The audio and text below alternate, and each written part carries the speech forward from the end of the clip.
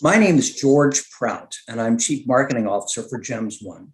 And along with me today is our friend Ray Halliday. Ray, good morning. Good to talk to you. Ray Good has morning, two George. stores, two stores, one in Klamath Falls and the other in Medford, Oregon, as well as Ken Wehl, who is the territorial sales representative who works with me at Gems One. Ken, good morning. Good morning, George. Ken handles the whole Pacific Northwest plus a part of the Rockies. He is one driving man, I'll tell you. He sees a lot of country. Anyway, we're here to talk with you, Ray, about your relationship with Gems One. And I'd like to start with just a general question, kind of at a 40,000 foot level. There are a lot of suppliers who you can buy from, and I know you do, and you know even more who you don't buy from. What is it about the Gems One relationship that makes us a valuable vendor at Halliday Jewelers? Well, what really has struck me with Gems One is the promotional opportunities that you provide and the promotions that you develop and create for the retailers. They've really helped us in a lot of times throughout the year, particularly the fourth quarter and Valentine's Day have been very strong promotions that driving business and are driving business to my new store in Medford. Fantastic. You know, one of the things, of course, I've known you for coming close to 20 years, and I have known you to be a pretty aggressive promoter, and you've found some very creative ways of getting people into the store. But it sounds like you're saying that in spite of the fact that you're already very good at what you do, the things that we brought to the table have allowed you to drive even more traffic and maybe even also potentially pre-bridal traffic into your stores.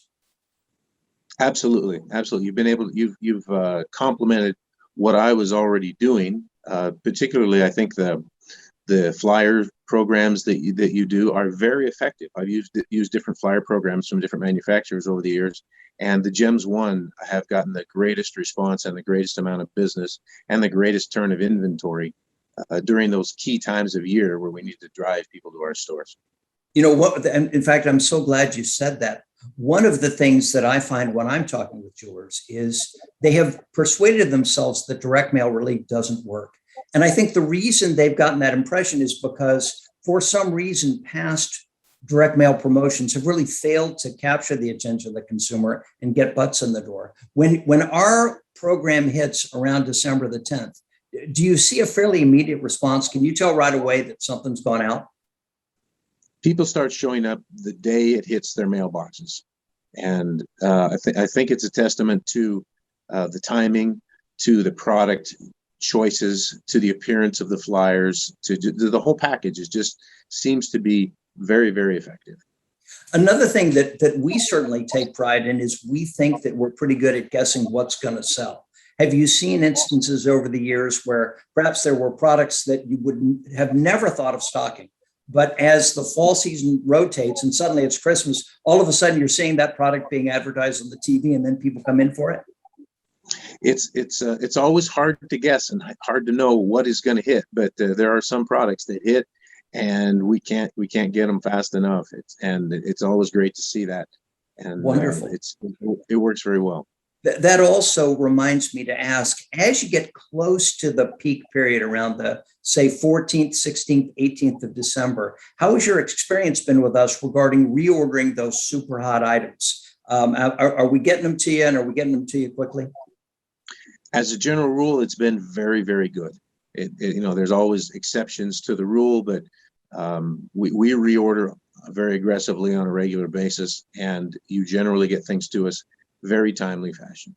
Great. Hey, and Ken, I want to ask you, in the context of Ray, one of the things that I perceive is he is one of the best executors of our program, by which I mean that he runs it properly. Can you just comment on how Halliday Jewelers is able to make this stuff go the way that Ray is able to make it go? Well, one of the things that's really great is Ray will purchase the product, and he's very good at reordering it when somebody comes in and says, I also want that pair of earrings. So he's very good at getting the best sellers or the fast sellers back in stock.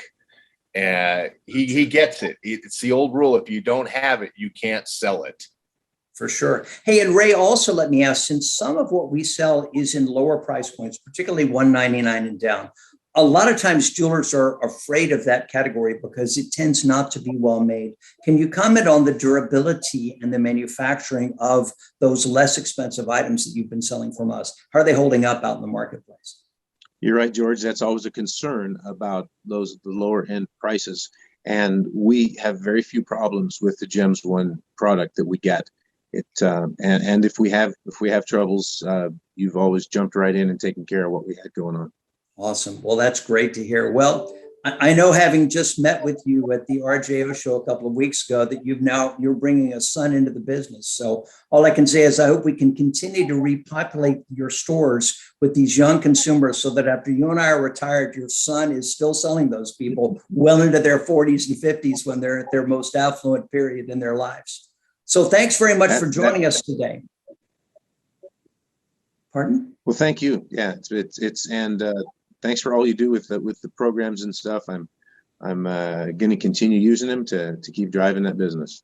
Awesome. All right. Well, thanks, Ray. Thank you, Ken. I hope you guys have a great day, and thanks again for joining us.